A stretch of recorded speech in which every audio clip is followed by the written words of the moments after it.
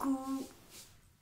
Eh bien, nous voici pour une explication des cartes que j'ai tenté vous faire en direct hier. Malheureusement, je ne sais pas ce qui se produit, j'ai pas une très bonne connexion ici. Et alors, je n'ai pas pu aller au bout des explications. C'est une question qui me vient de Victoria et qui me demandait d'écrire ce que signifiait en fait le H. La carte du H, je crois que c'est la, je pas mes lunettes, la numéro 26. Et la voici. Donc, qu'est-ce qu'elle peut bien vouloir dire? Eh bien, ça dépend en fait. Hein, si vous la mettez, je m'excuse, je me réveille, je suis assez cool vu que je suis en vacances, comme je vous l'ai dit. Et donc, eh bien, on va rester là-dessus. J'hérite de mes vacances. Donc, le H peut être un héritage avec le... Comment on appelle ça? Le coffre à côté ou la chance. Elle peut nous parler d'héritage. Elle peut nous parler à côté de la seringue, d'héroïne. Elle peut nous parler à côté du lit de l'hôpital, à côté de la maison, de l'hôtel. Par exemple, hein, je parle à côté de la chance, mais aussi du soleil. Elle peut être les honneurs. Elle peut parler de...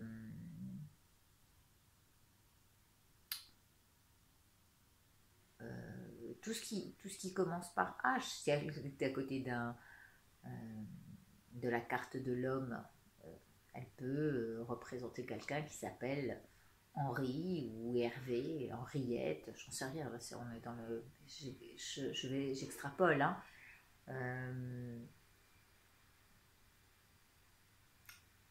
À côté du serpent, ça peut être l'hostilité.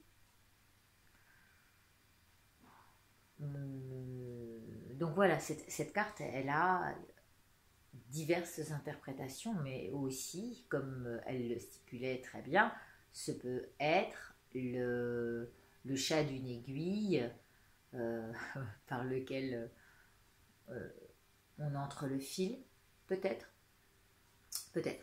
Il y a aussi la signification à l'envers, que j'aime bien amener, et qui vous représente l'autre.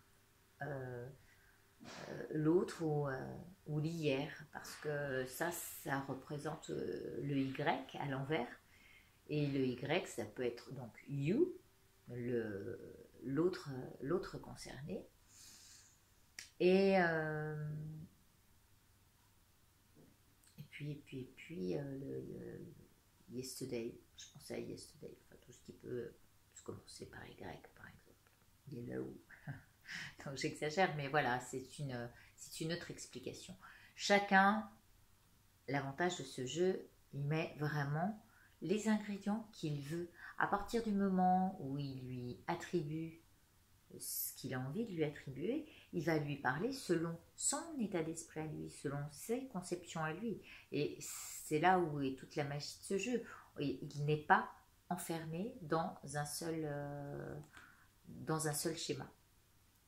Et voilà, il ouvre plein de perspectives.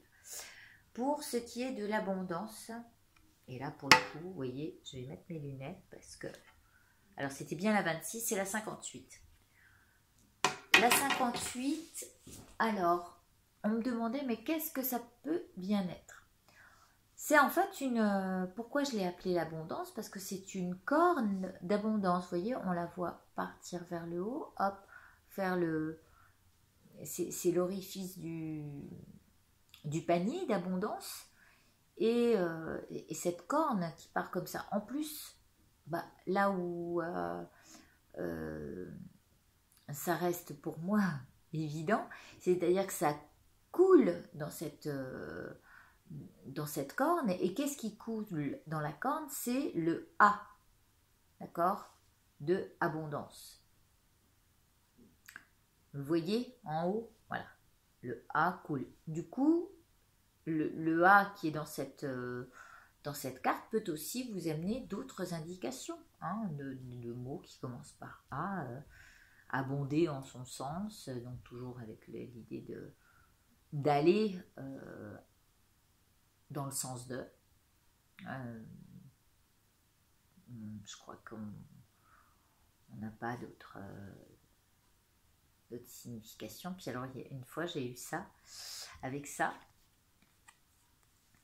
Voilà, il y avait ça, comme ça. Et le oui derrière.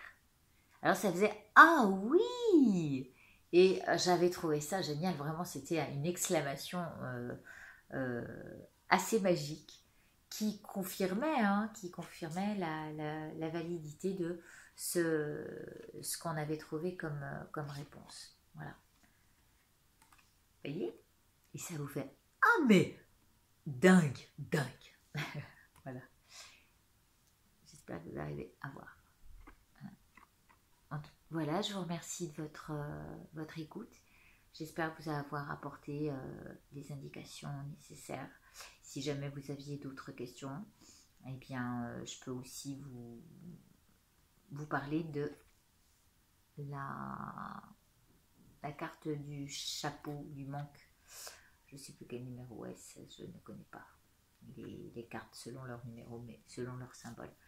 Merci de votre passage ici, et puis prenez soin de vous. Et que tout abonde dans votre sens. À bientôt.